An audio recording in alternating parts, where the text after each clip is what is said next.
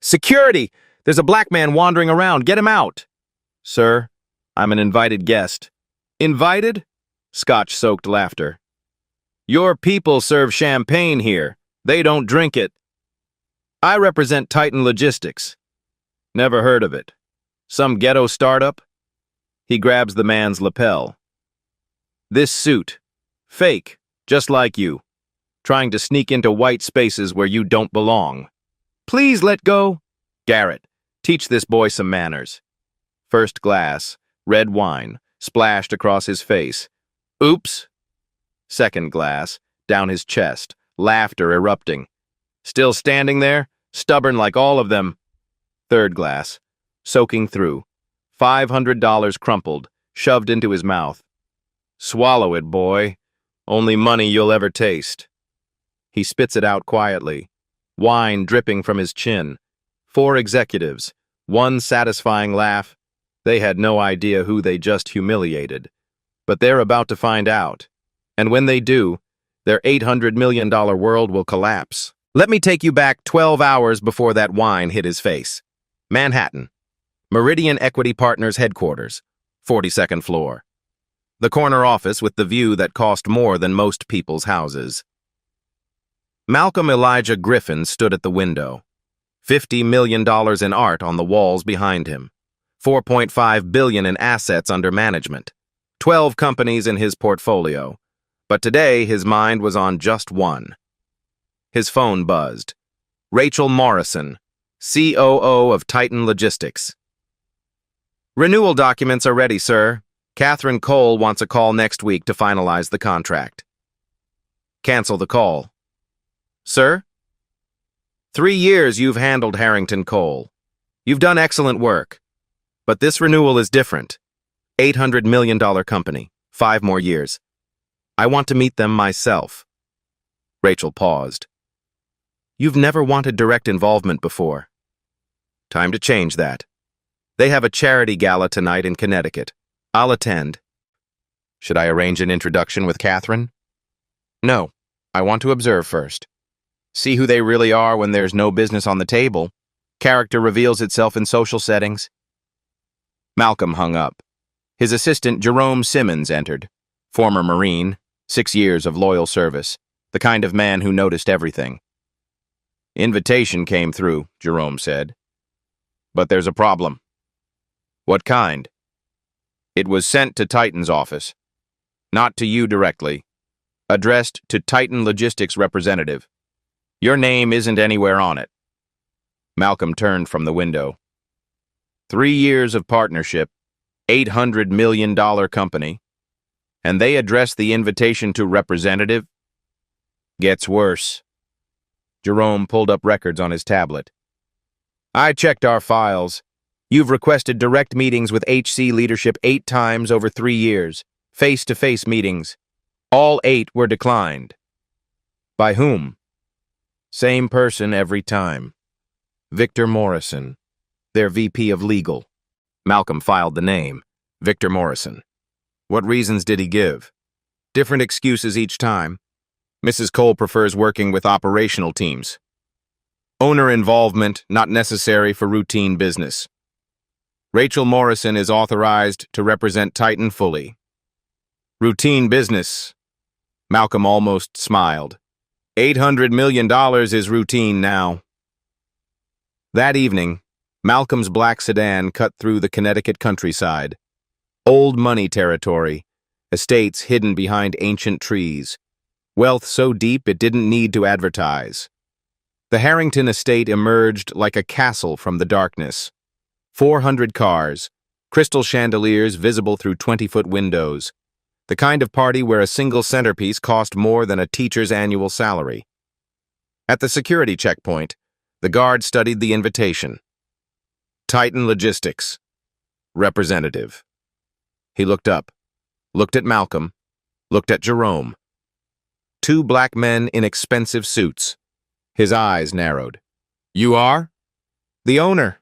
I'll need to verify that. 3 minutes of radio calls, 3 minutes of standing in the cold. Meanwhile, a white couple in a Mercedes rolled up. The guard waved them through with a smile. No verification needed. Finally, you're clear, but there's no VIP seating assigned. You'll have to find your own spot. Not a problem. Inside, Malcolm scanned the ballroom. 400 of America's wealthiest families. Diamonds, champagne, the smell of inherited money.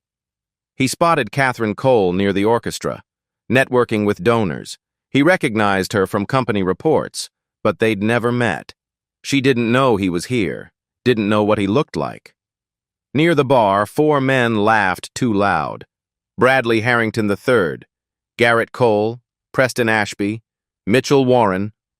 Old money, drunk confidence, the kind of men who'd never been told no. Malcolm caught a fragment of their conversation. Titan Logistics contract? Boring stuff. Rachel Morrison handles everything. I've never even seen the owner. $800 million company and you've never met the guy? Why would I? That's what operational people are for. As long as the trucks show up, who cares? In the corner, Malcolm noticed something else. An older man watching him, whispering to someone beside him. Charles Harrington, 76, the patriarch. And Victor Morrison, the gatekeeper. Charles saw Malcolm enter, said something to Victor. Victor nodded, but Victor didn't approach Malcolm, didn't introduce him to anyone, didn't alert the other executives. Strange. Then Catherine Cole walked past, right by Malcolm, close enough to touch. She didn't recognize him. Why would she? She only worked with Rachel. Never seen Malcolm's photo. He was a name in contracts, not a face at galas. From across the room, Charles watched, a small smile forming. Malcolm didn't know it yet. His invisibility wasn't an accident. It was designed. Near the back tables, Malcolm noticed an elderly woman struggling with her cane. Eleanor Harrington, 86 years old, the family matriarch, lost in the crowd of people half her age. No one helped her, too busy networking, too important to notice. Malcolm walked over. "Ma'am, may I assist you?" He offered his arm, guided her gently to her seat. "Thank you, young man." Her voice was warm, genuine. "Such manners. What's your name?" "Malcolm Griffin." The name meant nothing to her. She wasn't involved in business anymore. "And what do you do, Malcolm?" "I own a company that works with your family's business." "How wonderful. You're very polite. That's rare these days. I like you." That's when Bradley appeared. Garrett, Preston, and Mitchell trailing like hyenas behind a lion. "Grandma, let me help you." "A nice young man already helped me, Bradley." Bradley looked at Malcolm. Quick assessment. The kind of evaluation that takes 2 seconds and dismisses a person entirely. Black. Nice suit, but not a tuxedo. No Rolex, no VIP badge, no one he recognized. Conclusion. Nobody. "Thanks, buddy. I've got her from here." "Of course. Enjoy your evening, Mrs. Harrington." Malcolm turned to leave. Give them space. Garrett stepped in his path. "Hold on. You work for the catering company?" "No." "Valet service? Security?" "I'm a guest." Mitchell laughed, sharp, mocking. "A guest? At a Harrington Gala? Sure you are. I represent Titan Logistics." Bradley and Garrett exchanged looks. The name was familiar, somewhere in the back of their minds, but the connection didn't form. Titan, right. That logistics vendor. Bradley waved his hand dismissively. "Since when do we invite vendors to family events?" Titan is a strategic partner. 3 years, $800 million company. Partner, vendor, whatever. Same thing. Bradley raised his wine glass. "Well, welcome to the party, Mr. Logistics Man." He stepped forward, pretended to stumble. The wine hit Malcolm's face first. Red, expensive, cold. "Oops, clumsy me." He wasn't stumbling. He was laughing. Nothing made him trip. Garrett moved in immediately. "Let me help clean that." "Oh no." Second glass. Down Malcolm's chest, the white shirt turning crimson. "Still standing there?" Preston sneered. "Stubborn, just like all of them." Third glass. Mitchell this time, soaking through to skin. Preston threw a napkin. It hit Malcolm's face before falling to the floor. "There you go, boy. Clean yourself up." Mitchell had his phone out, recording, laughing. "Classic Brad. This is gold." Malcolm stood motionless, wine dripping from his chin, staining his $3,000 suit. 8 seconds of absolute stillness. Bradley grew uncomfortable with the silence. He expected anger, shouting, something he could use. "Come on, that's Chateau Margaux. $400 a bottle. You should be honored." He pulled out a money clip, thick with bills, peeled off 500s, crumpled them, shoved them into Malcolm's breast pocket. "For the shirt, and the dry cleaning, keep the change." He patted Malcolm's chest, twice, condescending. "Consider it a tip, for the help." Malcolm reached into his pocket, pulled out the crumpled bills. A server walked past. Young black man. Name tag, Derek. "From Mr. Harrington," Malcolm said quietly, handing him the cash. "He appreciates your service tonight." Derek understood, took the money, nodded with dignity. Malcolm turned back to Bradley. "Titan Logistics, $800 million company. I own 67%. Remember the name Malcolm Griffin?" Bradley's laughter exploded. "You own it? Right! And I'm the Pope. You'll remember. Soon." Malcolm walked away. The executives laughed harder. Best entertainment of the evening. They didn't notice Mitchell's phone was still recording, or that someone had just airdropped the video outside the building. Malcolm moved toward the exit. Steady pace. Controlled.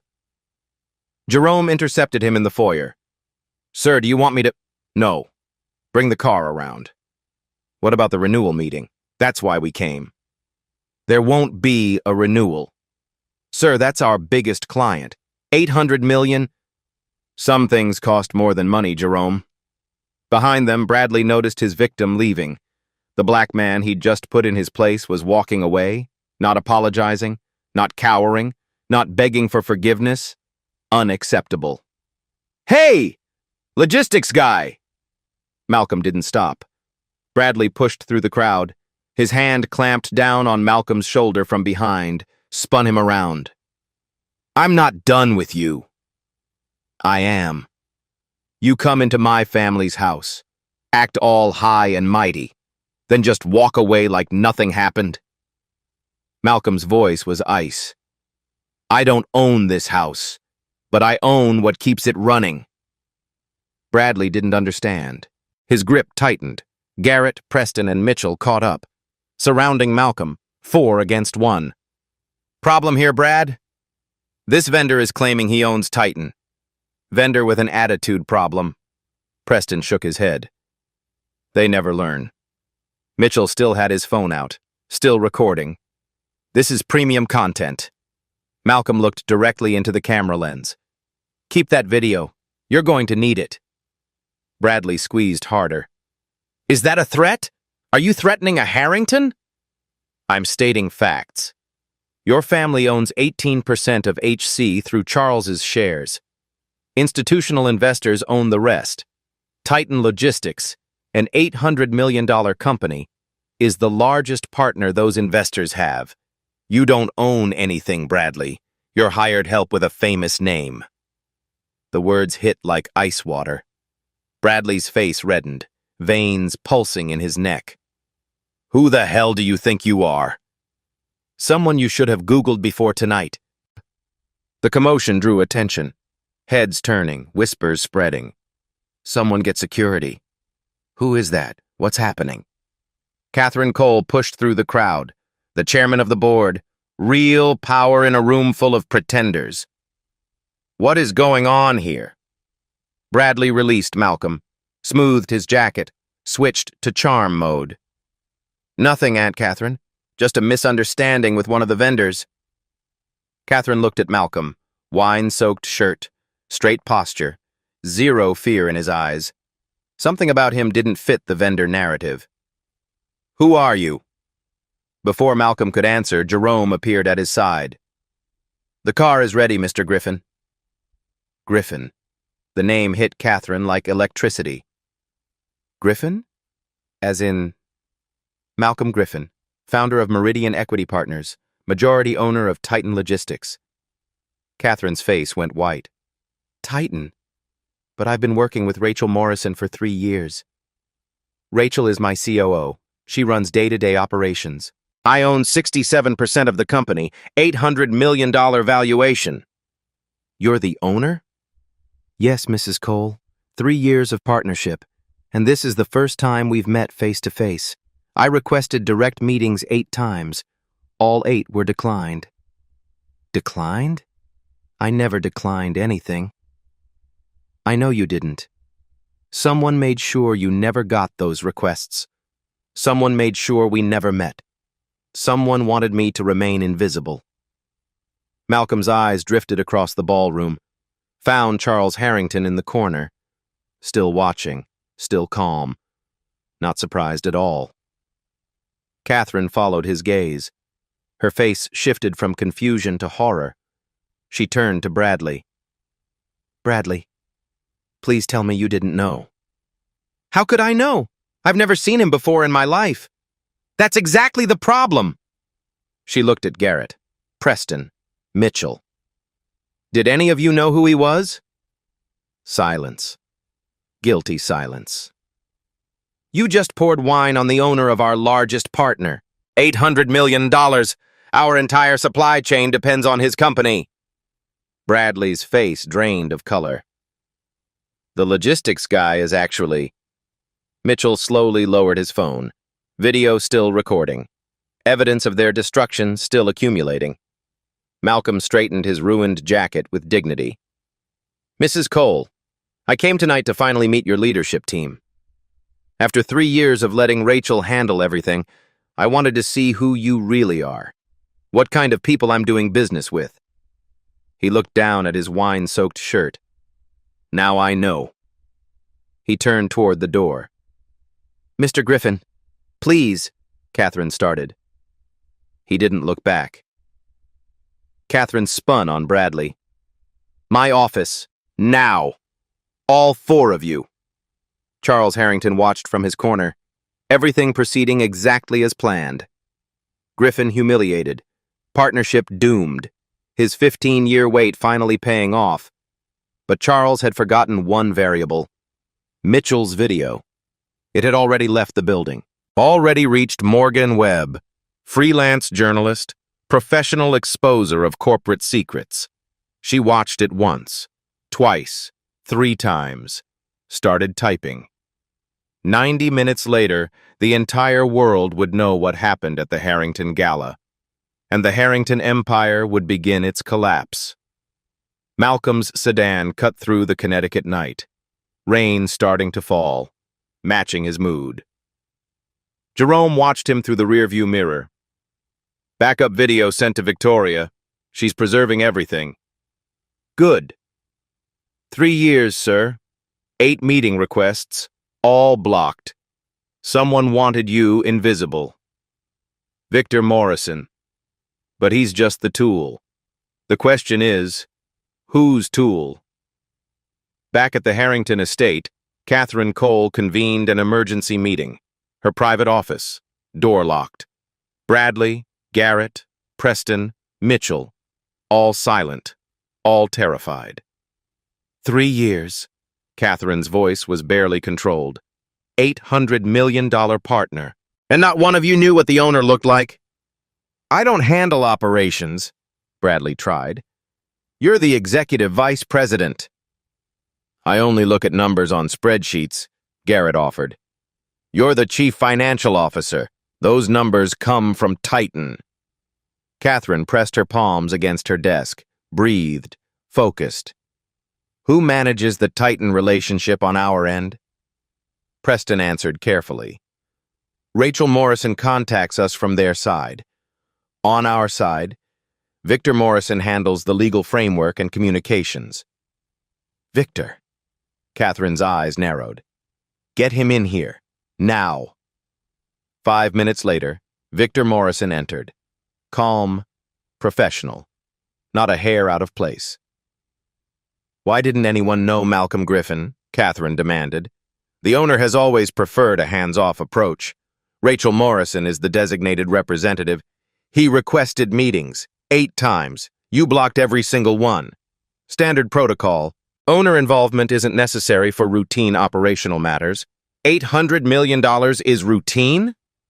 Victor didn't flinch, didn't blink. Who recommended you for this position, Victor? A pause, barely perceptible. Mr. Charles Harrington, 18 months ago. Catherine's blood ran cold. Meanwhile, the internet was catching fire. Morgan Webb posted first. Twitter thread, midnight. Just in from inside the Harrington Charity Gala. 4 executives pour wine on a black man they assumed was catering staff. Plot twist, he owns their $800 million partner company. They worked together for 3 years, never knew his face. How is that possible? Thread. Attached, the video. Full. Unedited. Every slur, every laugh, every drop of wine. 30 minutes, 1.5 million views. 1 hour, 6 million views. 2 hours, 14 million views. Comments exploded. 3 years, and they didn't know his face? $800 million partner, and they call him a vendor? Someone kept him invisible on purpose. This isn't incompetence. This is design. Hashtag Harrington Gate, trending #1 worldwide. Business journalists confirmed the identity within the hour. Breaking. The man in the viral Harrington video is Malcolm Griffin, founder of Meridian Equity Partners. Net worth, $1.8 billion. He owns 67% of Titan Logistics, an $800 million company that has been Harrington Coal's largest strategic partner for 3 years. HC executives had never met him. The question everyone is asking, why? Stock futures moved immediately. Harrington Coal dropped 8% overnight. Internet investigators started digging. 3 years. Biggest partner. No one knew his face? This isn't an accident. Someone deliberately kept him invisible. Who is Victor Morrison? He blocked all the meetings. Charles Harrington brought Victor in 18 months ago. What is the connection? The conspiracy wasn't a theory anymore. In his Connecticut mansion, Charles Harrington sat in his study, watching the coverage, sipping 40-year-old bourbon. His phone rang. Victor. It's everywhere. What do we do? Charles smiled. Nothing. Let it burn. When Griffin terminates the partnership, we blame cultural differences. Replace Titan with Morrison Logistics, your cousin's company. Problem solved. But the video? Will blow over. Everything does. Charles hung up. He'd waited 15 years for this. Malcolm Griffin was finally going to pay. 11 p.m. Harrington Coal headquarters, emergency war room. Sandra Mitchell, head of public relations, looked like she'd aged 10 years in 3 hours. Phones ringing non-stop. Email servers crashing. Stock price in freefall. We need a statement. 30 minutes ago. Catherine paced the room. Saying what exactly? Apologize. Full accountability. Get ahead of the narrative. The legal counsel shook his head. Be careful. Don't admit anything that creates liability for lawsuits. We have 25 million views and climbing. We don't have the luxury of careful. Catherine stopped pacing. There's an angle people keep pushing online. Why didn't we know our biggest partner's face after 3 years? How do we explain that? Sandra winced. That's significantly harder to address. From the corner, Victor spoke, smooth as always. Corporate structure, silent ownership, common practice in private equity. The owner preferred to remain behind the scenes. We respected that preference. Catherine stared at him for a long moment. You seem to have an answer for everything, Victor. 1 a.m. Official statement released. Harrington Coal Industries deeply regrets the incident at our charity gala. Due to corporate structure and remote work practices that began during the pandemic, in-person contact with some partners has been limited. Mr. Bradley Harrington has expressed sincere remorse for any misunderstanding that occurred. We are committed to reviewing our partnership protocols. The internet responded instantly, brutally. Corporate structure? That's your excuse? They had 3 years to meet their $800 partner. COVID ended 2 years ago. Try again. Someone kept him invisible on purpose and they're blaming remote work? This statement is insulting. They think we're stupid. Ratio, 96% negative, 4% bots, 7 a.m. Bradley made it worse. Against all advice, he posted an Instagram video. Unscripted, unwise. I want to address what happened last night. I had no idea who that gentleman was. I have never been in a meeting with him, never seen his photograph, never heard his name. That is not my fault. If there's a failure here, it's in corporate communications. Not in my treatment of someone I genuinely believed was event staff. The real question should be, why wasn't I informed? I'm the victim of bad internal processes. The explosion was nuclear. He's blaming the company for his own racism. Even if he didn't know, why would you pour wine on any stranger? Genuinely believed was event staff, and that makes it okay to humiliate them? Notice he didn't apologize. He explained. There's a difference. This man called someone boy and shoved money in his mouth. That's not a misunderstanding. #Firebrad joined Harrington Gate in trending, both top 10 worldwide. Through all of this, Malcolm Griffin said nothing. Every major outlet called: CNN, MSNBC, Fox, New York Times, Washington Post. Politicians offered support. Civil rights organizations offered platforms. PR firms offered crisis management. He declined everything. At home, Vanessa found him in his study, staring at the coverage. The whole world wants to hear from you. My silence is louder than any statement. What are you doing? Investigating. 3 years of invisibility wasn't an accident, Vanessa. Someone designed it. Someone wanted this to happen.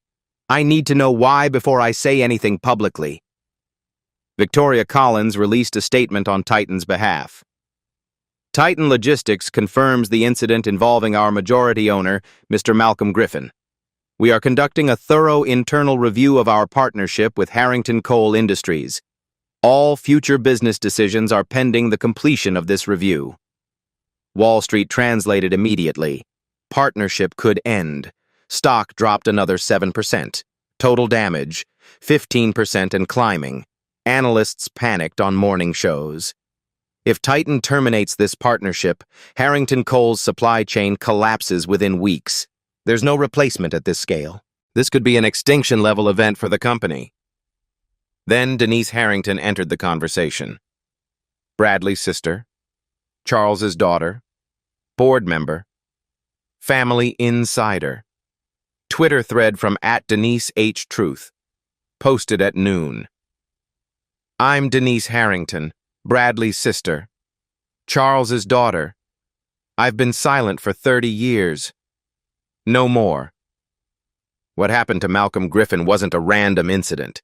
It was designed, orchestrated, planned by my own father. 3 years ago, my father Charles opposed bringing Titan in as a partner. He lost that board vote. He's been plotting to end the partnership ever since. He placed Victor Morrison in the legal department specifically to keep Malcolm Griffin invisible. The Gala incident was the culmination of a 3-year plan. Create a scandal, blame cultural differences, end the partnership, replace Titan with a company controlled by Victor's family. I have the emails. I have the proof. I'm preparing to release everything.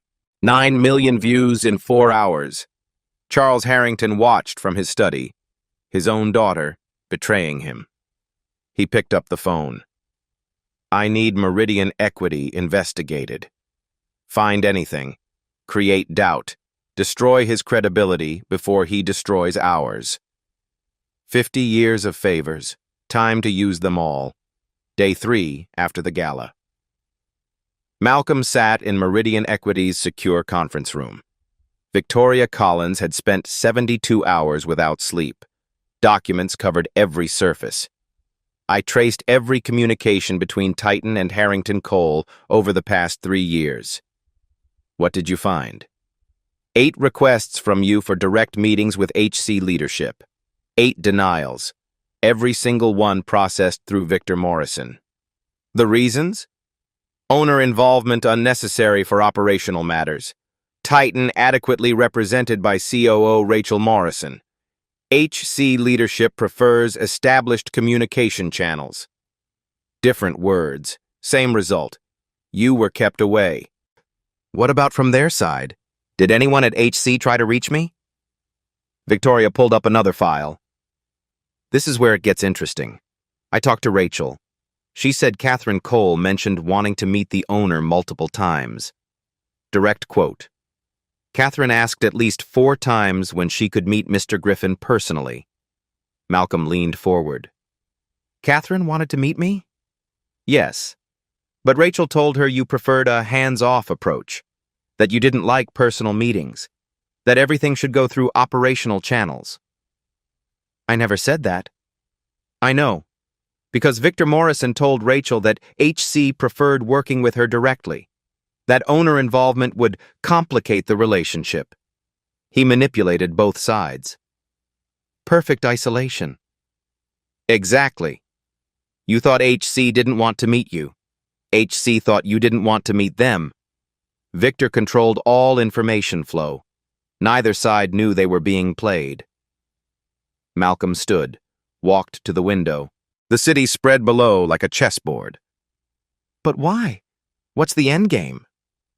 Victoria opened another file, older documents, yellowed at the edges.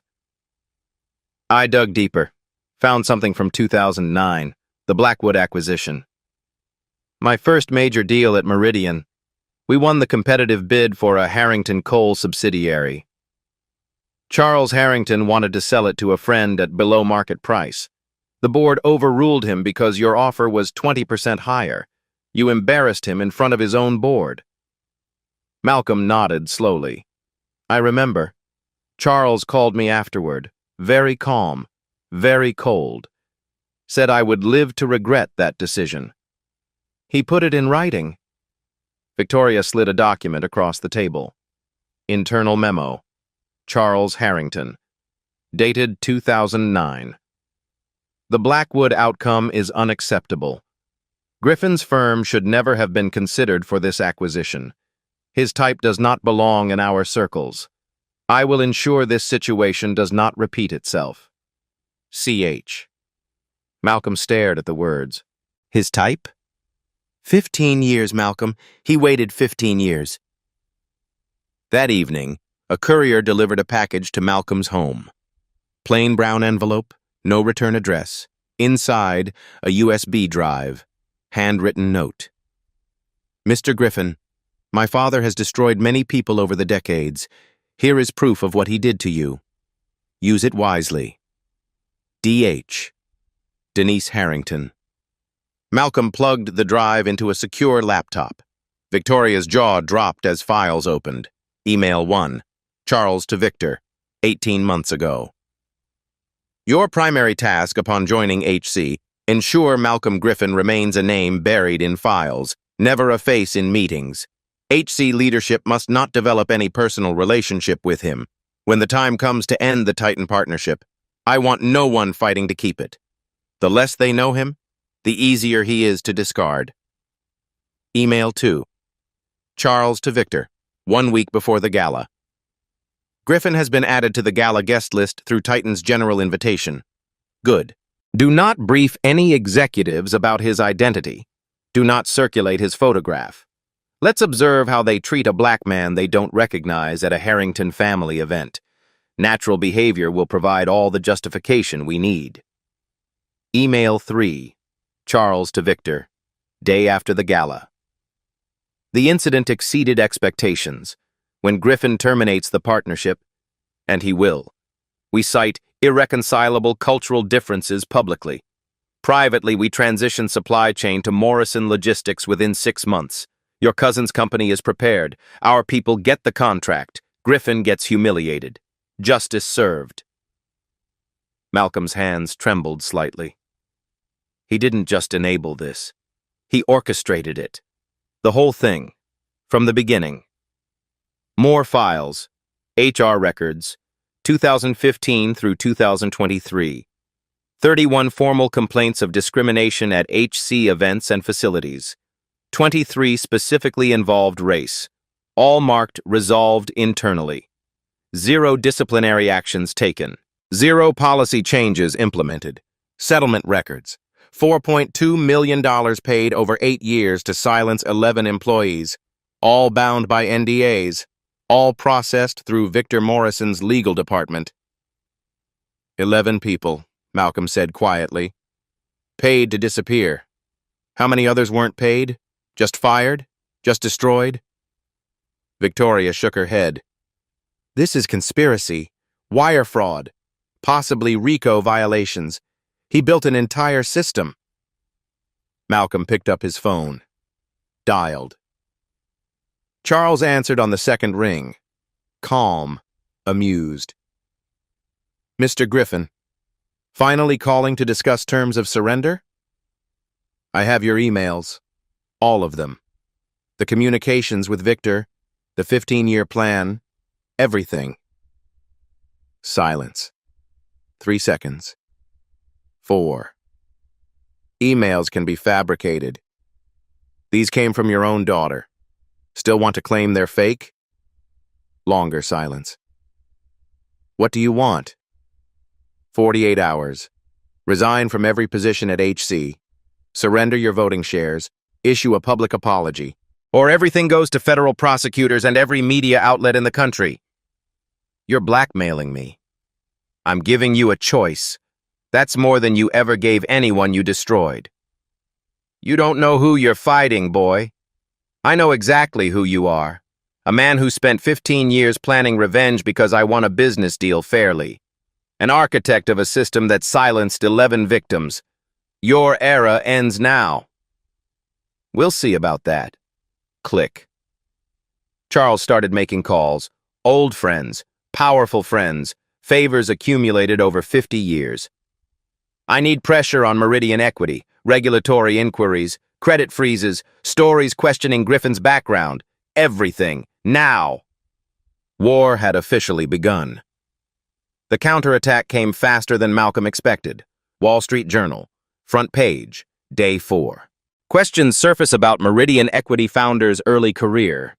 Sources familiar with the matter suggest that Malcolm Griffin's rapid rise in private equity may have involved questionable partnerships and undisclosed conflicts of interest during his early years. Federal regulators are reportedly reviewing several transactions from the 2008-2012 period.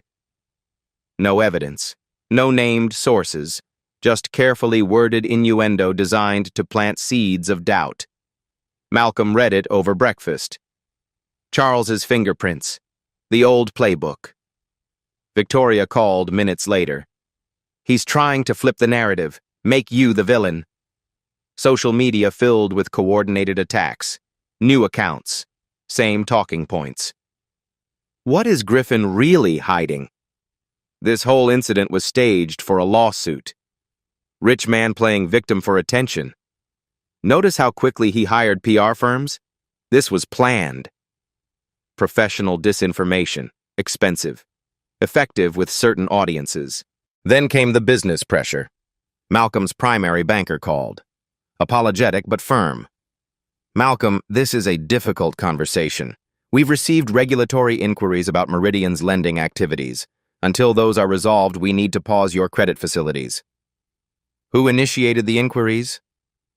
I can't disclose that. How much is frozen? $200 million in credit lines, effective immediately. Click. Charles's connections running deep. 50 years of favors being called in simultaneously. But the worst came that evening. Malcolm arrived home to find Vanessa standing in the foyer, face drained of color, hands shaking. Someone delivered this, left it on the doorstep. A plain cardboard box on the table. Inside, a photograph. Their daughter Naomi, 17 years old, walking home from school that afternoon.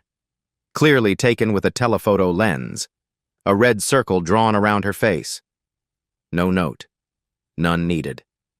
Malcolm's blood turned to ice. When? It arrived an hour ago. Security cameras show a delivery van, fake plates. Did you call the police? They said there's not enough for an investigation. No explicit threat, no direct contact, just a photograph. Malcolm stared at his daughter's circled face, everything he was fighting for, everything he could lose. Naomi came home an hour later. She didn't know about the photograph, but she knew about the scandal. The whole school did. Dad, people are saying things. Some support you, but others, they're saying you made it all up. That you staged the whole thing for money, that you're a fraud. Do you believe them? Of course not. Tears forming. But it's so hard. Can't we just make it stop? Let it go? Go back to normal? If I let it go now, the next person won't have anyone to fight for them. But what about us? What about our family? She ran upstairs. Door slamming. Malcolm stood frozen, the weight of it all pressing down. That night, he sat alone in his study. Photograph of Naomi with the red circle. Headlines questioning his integrity. 200 million frozen, family suffering. He called Victoria. Maybe we should stop. Stop? They're targeting my daughter, my family. This isn't worth... Malcolm, listen to me. If you stop now, Charles wins, not just against you, against the 11 people he silenced, against the 31 who filed complaints, against everyone who comes after. But Naomi, I know, I understand. But think about what you'd be teaching her. Silence. Vanessa appeared in the doorway. She'd been listening. Do you want me to stop? Malcolm asked. She sat beside him, took his hand. No. I want to tell you something I've never told anyone. Pause. 20 years ago, before we met, I was a junior associate at a white shoe law firm. A senior partner spilled coffee on me accidentally, called me a diversity hire to my face, said I didn't belong there. I reported it. 2 weeks later, I was fired. Performance issues. No severance. No reference. Malcolm stared at her. You never told me. Because I was ashamed. I lost. I had no power, no resources, no platform. Nobody believed me. That's why I became a civil rights attorney, to fight for people who couldn't fight for themselves. She squeezed his hand. You have what I didn't. Money, platform, evidence. If you quit now, I'll understand. But you'll regret it for the rest of your life. And so will I. Malcolm looked at the photograph, at the headlines, at his wife. If anything happens to Naomi, we protect her, together, like we always have. Long silence. Then Malcolm stood. Call Victoria. Call Morgan Webb. We're not stopping. We're accelerating. Day 6. A secure conference room in a neutral law firm. Armed security at every entrance. Bug sweepers running continuously. Malcolm looked around the table at his assembled coalition. Victoria Collins, Titan's general counsel. 3 days without sleep, but sharper than ever. Morgan Webb, the journalist who broke the story. Hungry for the next chapter. Denise Harrington, the insider who betrayed her own blood. Calm. Resolved. Martin Thompson, civil rights attorney. 30 years of class action experience. 6 former Harrington Coal employees. Victims, survivors, ready to speak. and one presence no one expected. Eleanor Harrington, 86 years old, walking slowly with her cane, the family matriarch, Charles's own mother. Malcolm rose. "Mrs. Harrington, I didn't expect—" "Neither did I, Mr. Griffin." Her voice was steady despite her age. "I'm 86 years old. I've been silent about this family's sins for 60 years. Watching, knowing, saying nothing." She lowered herself into a chair. "That silence ends today." The room went quiet. "My husband Harold, Charles's father, was exactly like his son. Cruel, racist, controlling. I divorced him in 1983, but I made a terrible choice. I left my son Charles with him." Tears formed in her aged eyes. "Charles became a copy of his father. Bradley became a copy of Charles. 3 generations of poison. And I could have stopped it. I could have taken Charles with me, raised him differently. I chose the easier path." She looked directly at Malcolm. "That cowardice is my greatest shame. I'm here to finally do what I should have done decades ago." Martin Thompson leaned forward. "Mrs. Harrington, would you be willing to testify formally, in court if necessary?" "I'll do whatever is necessary to end this. The Harrington name has caused enough suffering." Victoria opened her laptop. "We have more. Security footage from the gala that the family doesn't know we obtained." The video played on the conference room screen. First sequence, Charles talking with Victor in the corner. Victor's eyes track Malcolm entering the ballroom. Charles nods, smiles. Second sequence, Victor walks across the room, approaches Bradley at the bar, whispers in his ear. Bradley looks toward Malcolm, smiles, then walks toward Eleanor's table. Third sequence, the trip. Analyzed frame by frame. Nothing on the floor, no stumble, no loss of balance, just a deliberate pour. Victor directed Bradley to approach Griffin, Martin Thompson said. "This proves coordination. Orchestration." Morgan Webb typed furiously. "Charles was the architect. Victor was the handler. Bradley was the weapon. This is a conspiracy captured on video." "Bradley may not have known the full plan," Victoria added. "But that's exactly the point. Charles knew how his son would behave. He set the stage and let nature take its course." Malcolm spoke quietly. "He weaponized their racism, used their prejudice as a tool." Martin Thompson pulled out more documents.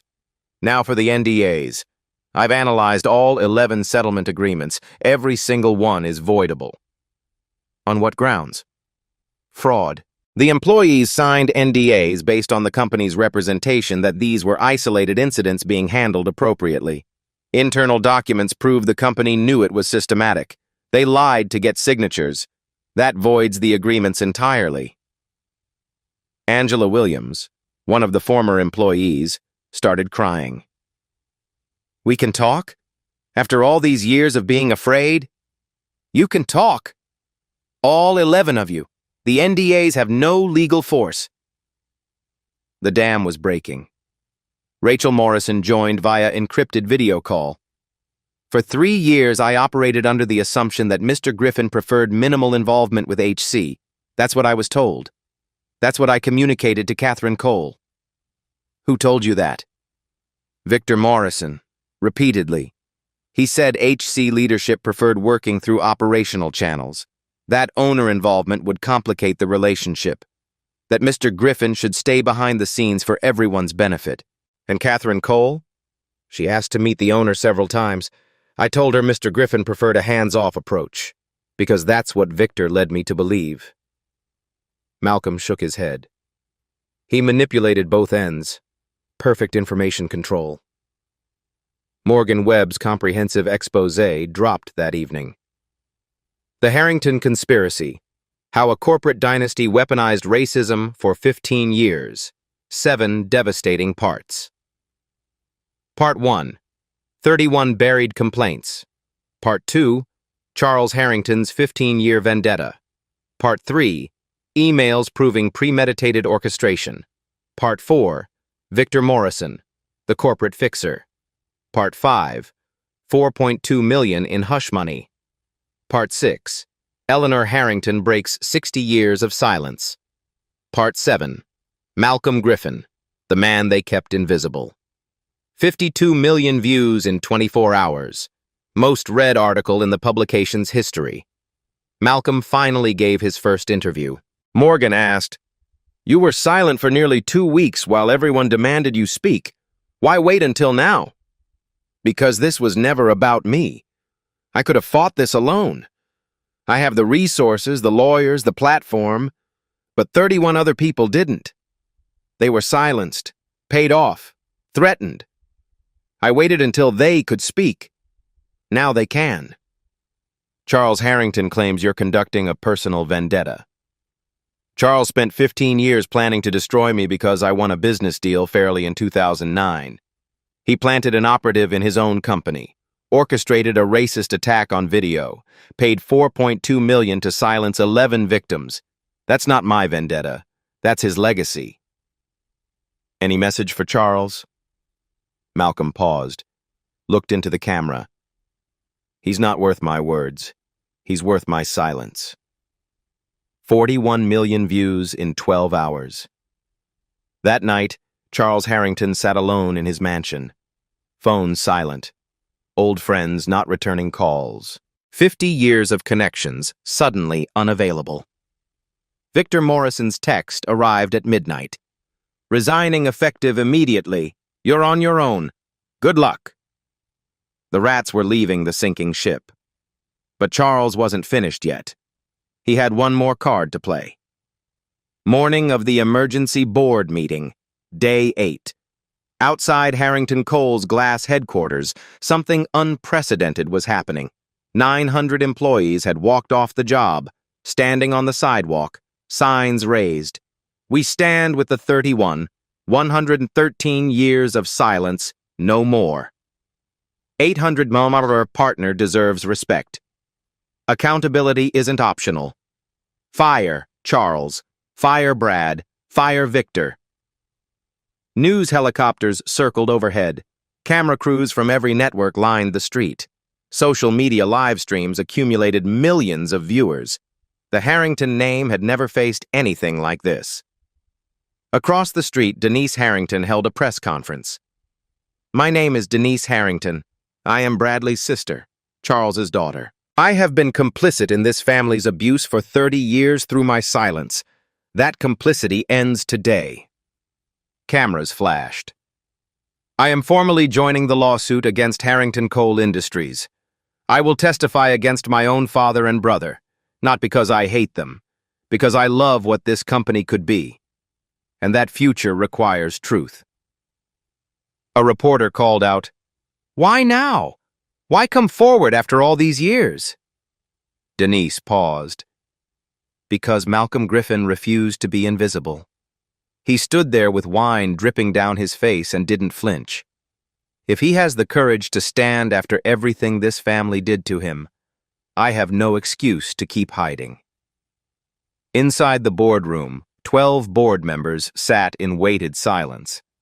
Charles Harrington stood, 76 years old, defiant to the end. "Before we proceed with the formal agenda, I have an announcement. I am stepping down from all positions, effective immediately." Murmurs around the table. However, Charles raised his hand. "My son Bradley bears no responsibility for my decisions. He acted on the culture I created. He should not be punished for my failures. Let me carry the burden alone." Bradley stared at his father, something shifting behind his eyes. "Father, the blame is mine, Bradley. Let me protect you." For a moment, it almost seemed noble, a father sacrificing for his son. Then Bradley stood. "No." The room froze. "Excuse me?" "No." Bradley's voice was stronger than anyone had ever heard it. You're not protecting me. You're protecting the Harrington legacy, using me as your shield, like always. He turned to face the full board. My father told Victor Morrison to approach me at the gala. Victor whispered that an outsider needed to learn his place. I didn't know who Malcolm Griffin was, but I knew exactly what I was doing. His voice cracked.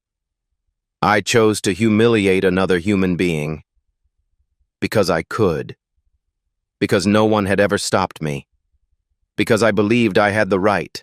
That's not culture, that's character. My character. He looked at his father. I don't deserve protection, and I don't want it. Charles reached for him. Bradley, my entire life I tried to make you proud, followed your rules, adopted your prejudices, your hatreds. Look where it's led.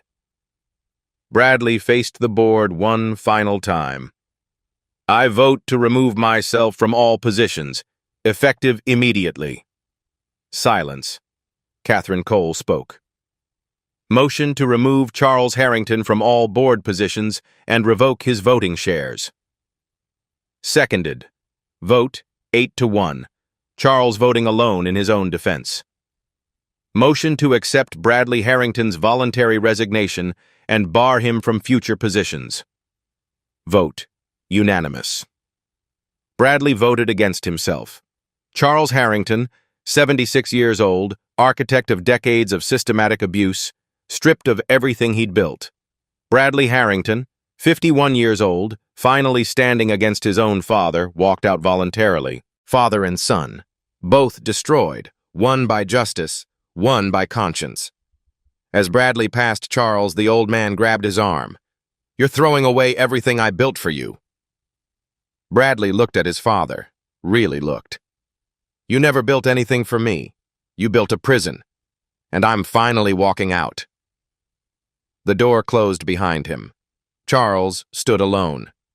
For the first time in his life, he had no one left to control. The press conference assembled on the steps of Harrington Cole headquarters. Cameras from every continent, journalists from every major outlet, live feeds to 100 million screens worldwide.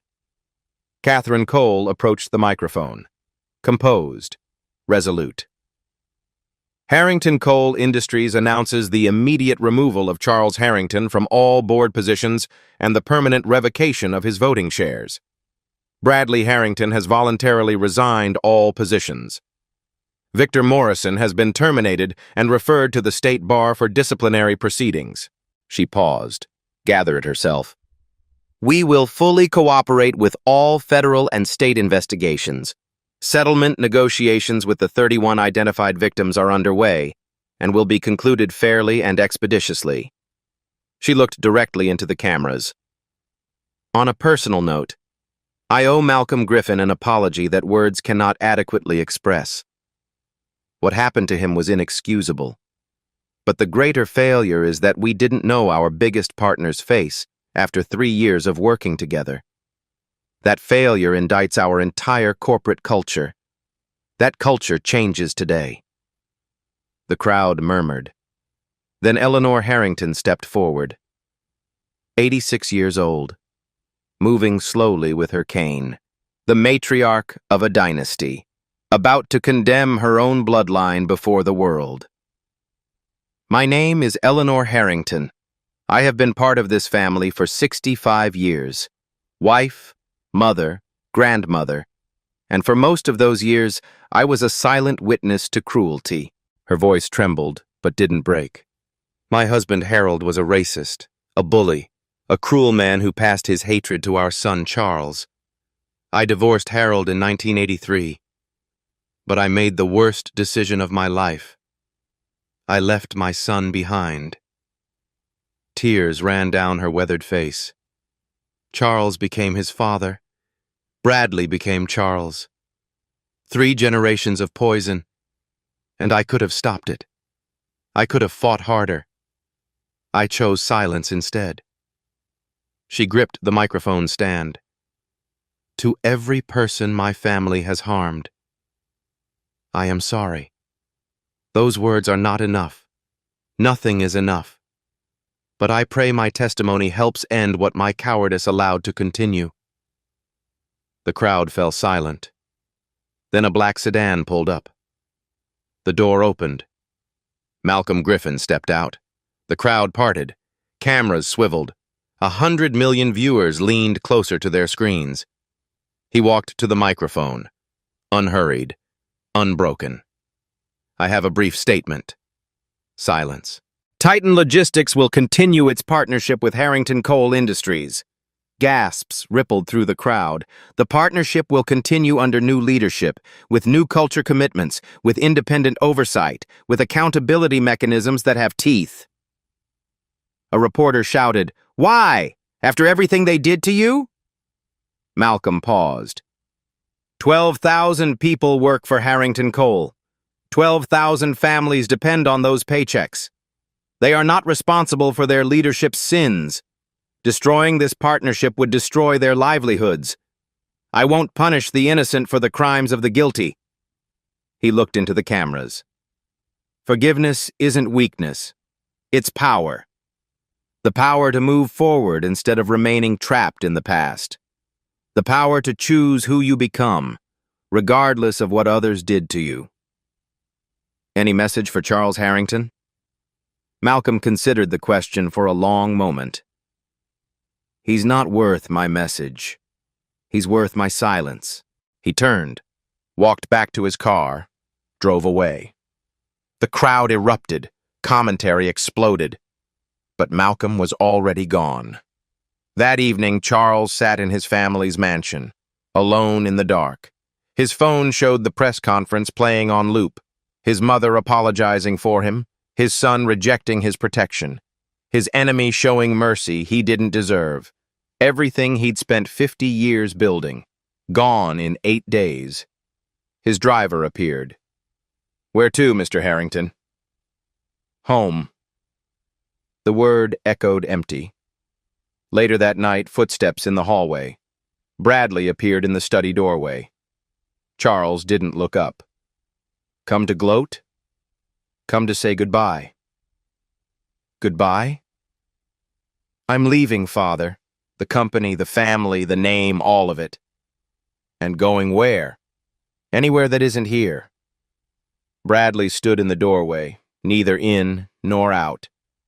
"I'm 51 years old. I just realized I've spent my entire life trying to become you, studying you, imitating you, seeking your approval." He shook his head. "And you? You're empty. You built nothing that lasts, nothing but fear. I built an empire. You built a prison, for everyone around you, for me, for yourself." Bradley turned to leave. "I'm done serving my sentence." "Bradley." Charles's voice cracked. 76 years of walls crumbling. "You're my only son." Bradley paused at the door, didn't turn around. "And you're my only father. That's the tragedy." The door closed. Charles sat in the darkness. Silence. For the first time in his life, there was no one left to blame. No one left to hurt. No one left at all. Just an old man, alone with his legacy of ash. 6 months later. The legal outcomes were finalized. Charles Harrington pled guilty to conspiracy charges. No prison sentence due to age and health. Banned from all corporate boards for life. $25 million fine. Reputation permanently destroyed. Last seen living alone in a smaller house. No visitors. Victor Morrison, disbarred. 18 months in federal prison for fraud and conspiracy. Career over. Name synonymous with corruption. Bradley Harrington. No criminal charges. Cooperated fully with all investigations. 500 hours of community service. Last seen working at a youth mentoring program in Detroit. Learning what work actually means. The 31 victims. $142 million settlement. All NDAs declared void. Many testified before Congress about corporate accountability. Laws being drafted in their names.